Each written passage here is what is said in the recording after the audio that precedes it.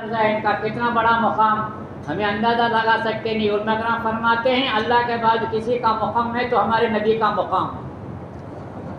ऐसे मुकाम मर्तबे वाले जिनके सदक़े में अल्लाह ने दुनिया बनाया गया है, ऐसे नबी ये दीन के खातिर, ये ईमान के खातिर एक एक आदमी के पास जाते हैं, इस ईमान की दीन की दावत देते हैं। सुनने वाला धक्का देता है, बुरा वाला कहता है, उसको सब्र करना, बर्दाश्त करना मामूली बात।